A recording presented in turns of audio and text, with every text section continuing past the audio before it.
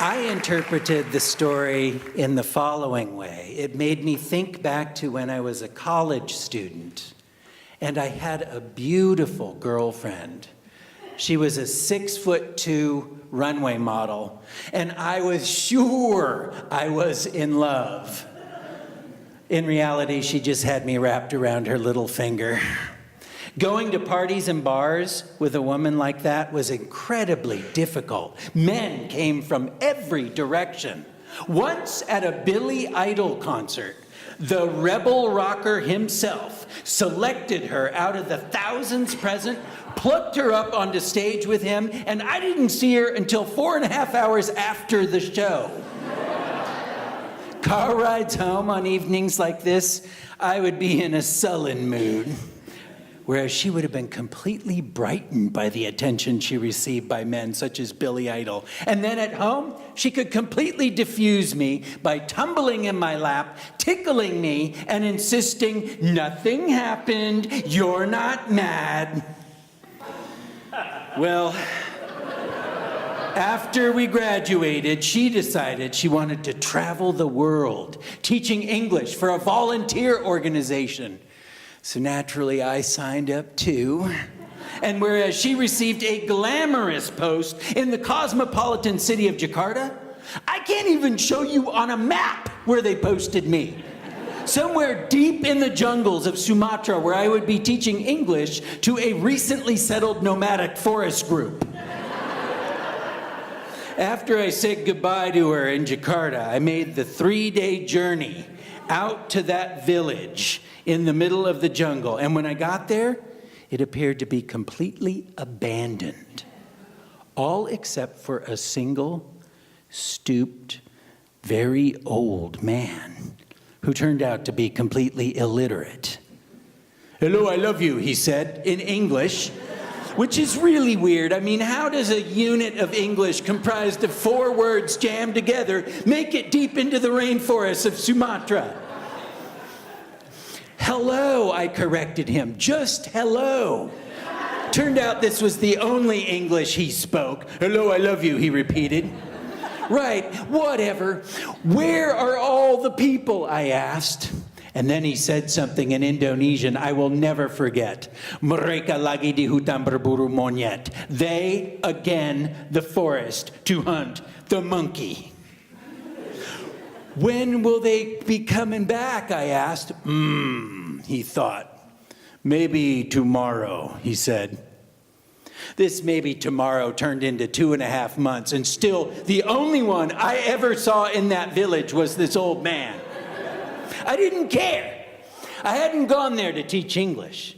I had gone there to love my girlfriend. And I spent my days locked in the empty classroom, composing beautiful love letters with creative fantasies about our futures together. And yes, full of erotic scenarios. I took to long contemplations of different parts of her body. I hit all the obvious ones right away, her hair, her eyes, her lips, and then I began to delve into those that were lesser known. In one, I remember writing, "How I long to dust with kisses the milky white skin of your breasts." Whether her breasts, her lips, her eyes, her hair, my standard closing was always, "Babe, you hold my beating heart in the palms of your hands." Now, once every week or so, a man with a horse would show up. That was the Indonesian post office, and it was to him I gave my letters, 10, 20 at a time. But in all of my time there, I never got a single letter back. The old man was completely in charge of my well-being. He cooked every meal for me. He washed all my clothes. Afternoons we would spend together walking through the rainforest, during which I would gather these colorful flowers, press them, and send them off in the mail to my girlfriend for effect. Once, I became extremely ill with a high fever. I don't know how many days I was sick, but that old man, he never left my side.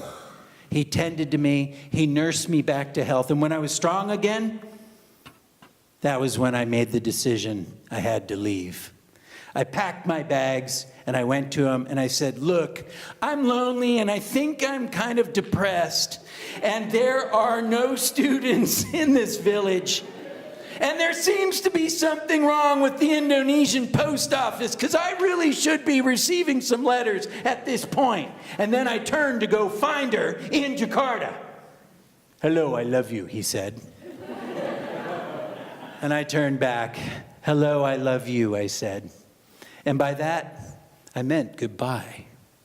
Of course, it dawned on me how much in debt I was to this old man. But what surprised me was how sad he was. Tears welled in his eyes. And I realized how lonely he must be in this village all by himself and what my presence must have meant to him. Well, anyway, at the flat in Jakarta, where I had been sending my countless expressions of undying love, to my surprise, a large red-faced man answered the door. Is my girlfriend here? I asked. Huh? No! And he slammed the door in my face. Well, I hadn't traveled 3 days to be turned around that easily, so this time I held up a letter and knocked again. Is my girlfriend here? I asked, and I pointed at her name on the envelope. Oh, his eyes widened in obvious recognition, and he beckoned me through the door, and he summoned his 2 daughters who spoke some English, Maymay and Fufu. And when they found out I was the one bombarding their house with this mail, they squealed with delight, and they shot off and came back with a brown paper sack full of my letters.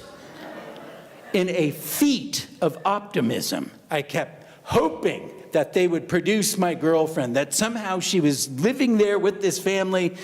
But when the girls dumped my writing onto the table and began to read parts out loud that they had underlined, I began to grow rather despondent. I remember how one read, "Oh, babe, you hold my beating heart in the palms of your hands," to which the other replied, "How I long to dust with kisses the milky white skin." She stifled a giggle. "Of your breasts." This was an obviously familiar routine around this house. What better way to learn English than reading someone else's bad love letters? Well, it was the father who took pity on me eventually, and he phoned the landlord and found out, yes, my girlfriend had been there before they had moved in for about a week, but then she had left. She had left the country. She had left the country with a Greek man. She had forgotten to do 2 things. She had forgotten to tell me she was leaving the country. And she had forgotten to break up with me. I had been sitting in the middle of the jungle writing letters to a girlfriend who existed for the most part only in my imagination. Oh, she held my beating heart in the palms of her hands. But instead of honoring my devotion, my blind, naive devotion, instead of cherishing my heart, she took it and she ripped it out of my ass. Oh, it hurt in 2 places, here and here. It still does.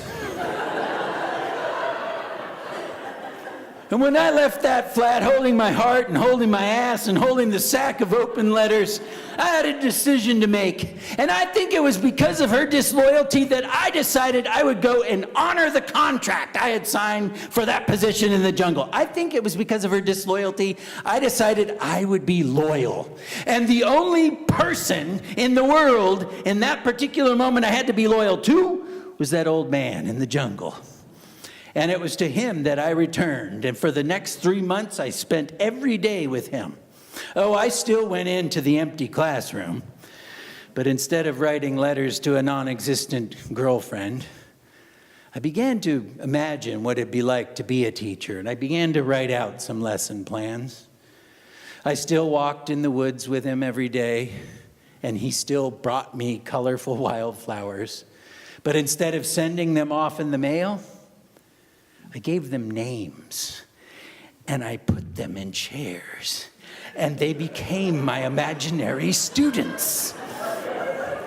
And this was my secret garden.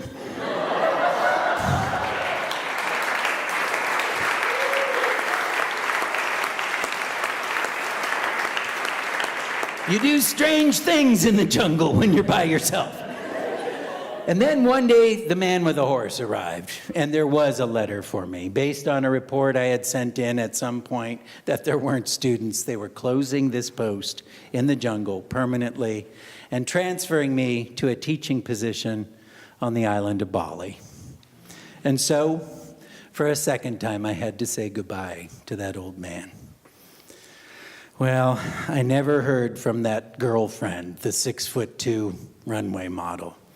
But it may surprise you to hear that every now and then I still sit down and I write a letter out by hand. And I've written about how in Bali I met a beautiful Indonesian woman and we got married.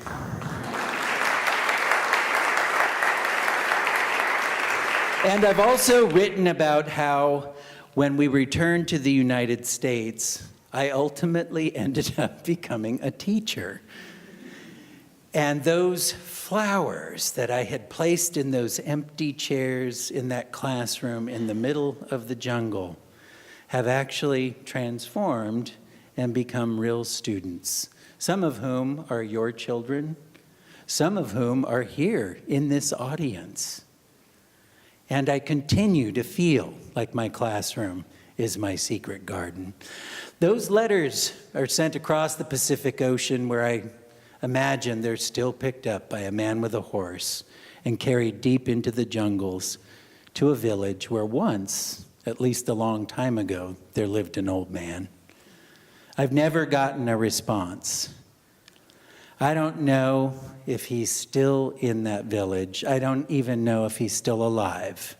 But I'll never stop writing those letters. And I've signed every one of them. Hello, I love you.